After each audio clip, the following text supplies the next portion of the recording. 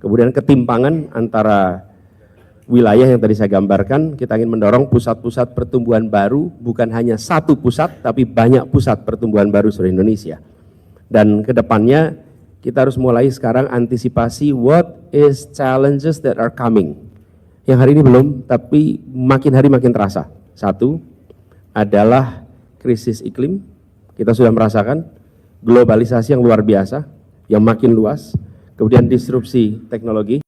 Assalamualaikum warahmatullahi wabarakatuh. Berikut ini kita akan menyaksikan dan mendengarkan Pak Anies Baswedan memberikan sebuah gagasan di mana pemetaan terhadap wilayah-wilayah di Indonesia yang dalam konteks kesejahteraan dan juga keadilan serta tingkat kecerdasan itu gapnya sangat jauh sekali antara Indonesia Barat dan juga Indonesia Timur. Dan bagaimana solusi-solusi yang dipaparkan Pak Anies, langsung saja kita saksikan.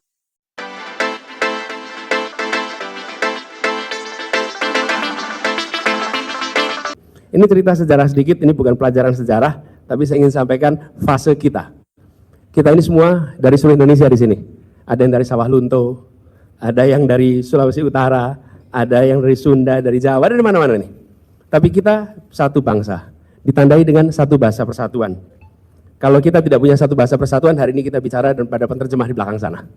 Kita belum satu NKRI, masih federasi, baru tahun 50 kita NKRI. Bung Karno mengatakan pada upacara 17 Agustus 1950, ini adalah proklamasi kedua. Karena sekarang, mulai saat itu kita menyebut diri sebagai negara kesatuan, tahun 50. Tapi, kita baru satu tanah, belum air. Wilayah Laut Jawa, Laut Arafura, selat-selat, Sulawesi itu adalah bagian dari perairan internasional. Belum satu tanah air, baru satu tanah. Juanda melakukan deklarasi tahun 57, tapi dunia baru mengakui tahun 82 dengan ada UN Clause. That's where we are today. Kita ini sudah satu bangsa, satu negara, satu kesatuan, satu tanah air. Sekarang kemana kita ke depan?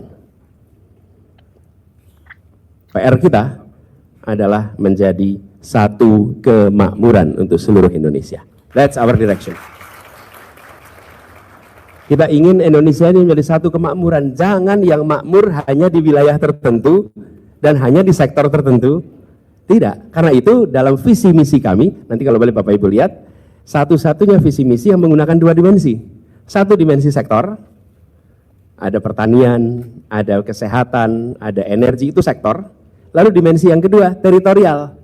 Kalimantan apa, Sulawesi apa, Nusa Tenggara apa, Jawa apa, Papua apa. Sehingga pembangunan itu tidak simetris seluruh Indonesia, pendekatannya sama. Tapi ada territorial base. Untuk apa? Untuk kita bisa membereskan PR kita ini. Perekonomian kita yang timpang. Ini kenyataan ini. PDRB kita ini kalau dilihat sini timpang.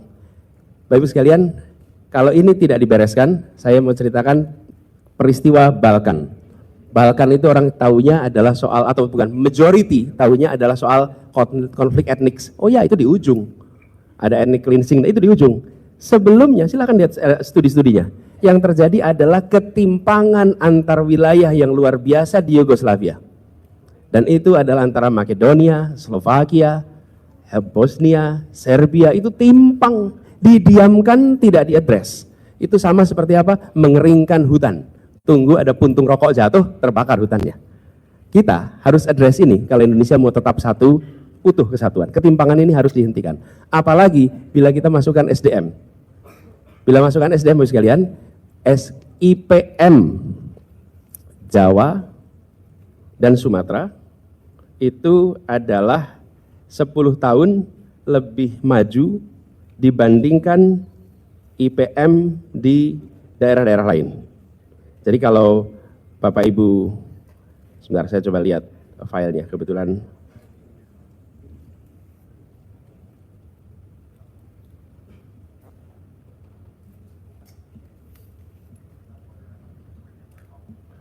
Jadi saya persingkat aja. Jadi di Indonesia, Jawa dan Sumatera, angka 69 itu tahun 2013. Angka IPM-nya. sekarang sudah meningkat menjadi 74. Di seluruh wilayah Indonesia, kecuali Jawa, itu 69 tahun 2022. Artinya apa?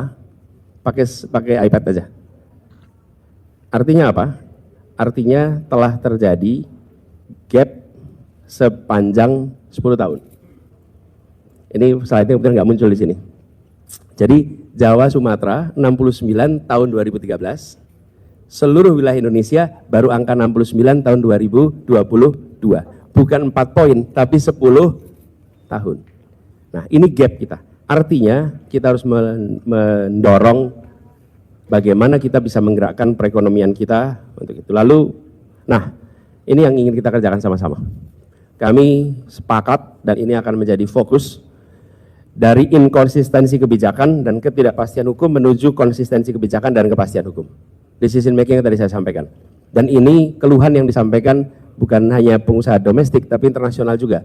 Begitu bicara tentang Indonesia, lalu mereka mengatakan sering sekali surat yang diterima itu tidak bermakna di luar kantor menerima surat itu.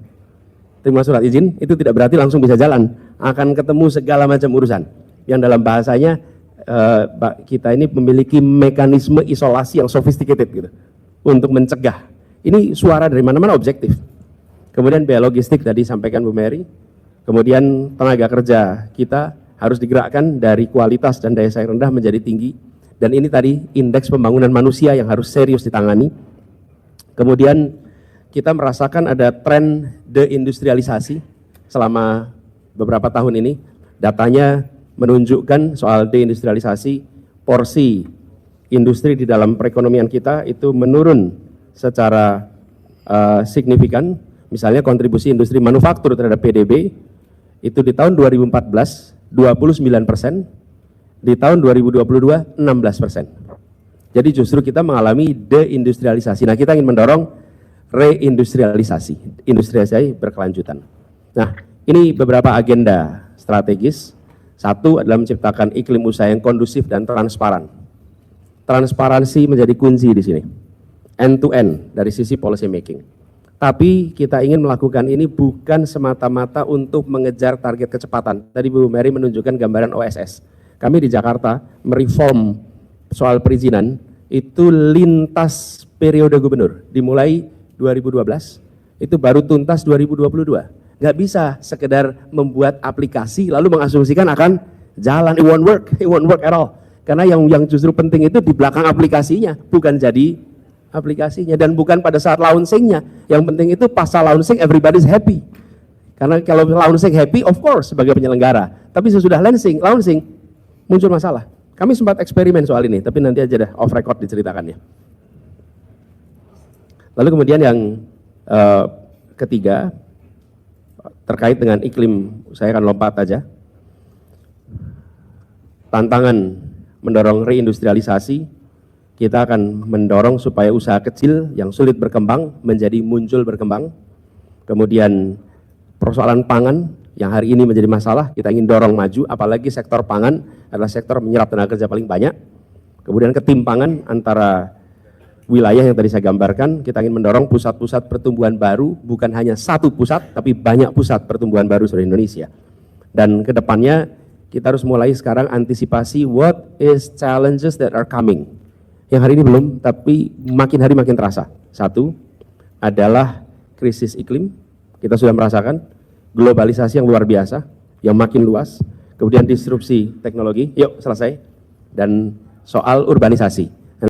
Sahabat Pena Ufuk dimanapun berada, pemaparan Pak Anies Baswedan tentang pemetaan wilayah-wilayah di Indonesia antara satu daerah dan juga daerah yang lain memiliki kesenjangan yang terlalu jauh, khususnya Indonesia Barat dan juga Indonesia Timur.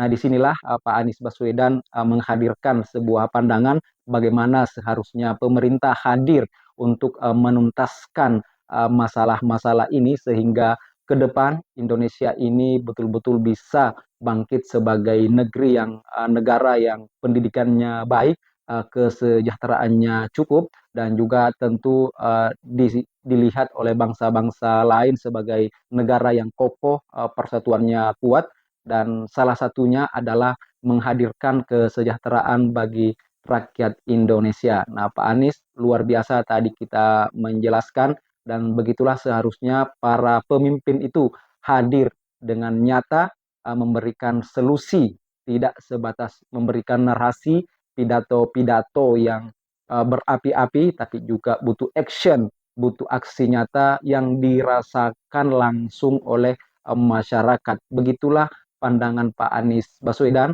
Setelah tadi kita dengarkan memaparkan bagaimana kesenjangan itu nyata, dan ini harus diberikan solusi secepatnya agar ke depan ini Indonesia tidak tertinggal jauh oleh bangsa-bangsa lain. Di sini saya tidak menjelaskan tadi secara utuh, secara uh, jel, uh, utuh apa yang disampaikan oleh Pak Anies, tapi kita bisa menangkap poin-poin besarnya. Apa yang disampaikan Pak Anies itu adalah kemakmuran, kesejahteraan yang merata di seluruh wilayah Indonesia, keadilan, dan juga ketika itu sudah tercipta, maka dengan sendirinya bangsa Indonesia akan menjadi bangsa yang kuat, maju, dan punya wibawa di tengah-tengah bangsa di dunia ini. Itulah pandangan Pak Anies Baswedan.